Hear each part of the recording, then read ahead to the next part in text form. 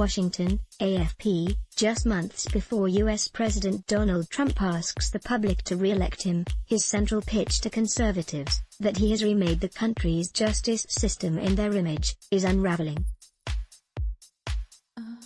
Twice this week the Supreme Court dealt defeats on issues dear to Trump's supporters. It expanded equal protection rights to gay and transgender people, and sustained protections for certain undocumented immigrants that Trump has sought to end. It's not supposed to be this way. In his 3.5 years in office, Trump has replaced 2 of the 9 justices, seemingly tilting the High Court to the right for years to come. Get the Times of Israel's daily edition by email and never miss our top stories free sign-up. But the 2 rulings this week favored progressives, angering conservatives and threatening Trump's re-election. I think that what has happened could be critical to the campaign, said Carl Tobias, a law professor at the University of Richmond. Many Trump supporters hold their noses and vote for him because of the judges whom he appoints, but this week seems to show that he cannot deliver on that promise, he told AFP. In this May 3, 2020 photo, clouds roll over the Supreme Court at dusk on Capitol Hill in Washington. AP photo/Patrick Szymanski. Keeping a promise in 2016, the New York billionaire captured the support of the powerful religious right by promising to fill federal courts with judges who are against gun regulation, abortion, gay marriage, and other flashpoint issues. Trump has kept his pledge, naming 195 conservative judges, significantly shifting the pool of 860 federal judges to the right. The centerpiece was naming Neil Gorsuch and Brett Kavanaugh to the Supreme Court, cementing an apparent 5-4 tilt to the right. On Thursday, the Senate confirmed another Trump pick, Justin Walker, to the Washington, D.C. Court of Appeals. Critics say the 37-year-old is much too inexperienced to sit on one of the country's most powerful courts, but he is closely tied to Republicans. As the White House points out, the average age of Trump's judges is under 50, ensuring they will make a lasting impact on the courts for decades to come. The justices of the U.S. Supreme Court gather for a formal group portrait at the Supreme Court building in Washington, Friday, November 30, 2018. Seated from left, Associate Justice Stephen Breyer, Associate Justice Clarence Thomas, Chief Justice of the United States John G.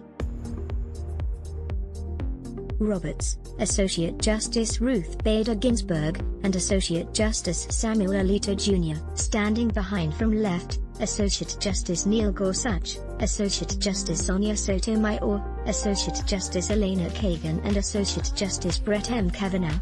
AP photo/J. Scott Applewhite. A week of setbacks, but on Monday, Gorsuch and Chief Justice John Roberts stunned observers in siding with the 4 Democratic-appointed justices to extend equal rights protections to gay and transgender people. The same day the court refused to take up 2 administration-backed cases, one to rule on its powers to round up illegal immigrants, the second to rule on gun restrictions disliked by conservatives. Then on Thursday, Roberts joined the 4 liberals to overrule a hallmark of Trump's anti-immigration policies, his cancellation of the Deferred Action for Childhood Arrivals (DACA) program that gives legal protections to some 700,000 undocumented immigrants brought to the United States as children. That added to concerns on the right that Roberts is not the conservative people expected when appointed by Republican President George W. Bush in 2005. DACA students celebrate in front of the U.S. Supreme Court in Washington, D.C., on June 18, 2020. AP photo/Manuel Valls. Senator, Trump really bad at law. Trump lashed out, calling the DACA decision highly political and seemingly not based on the law.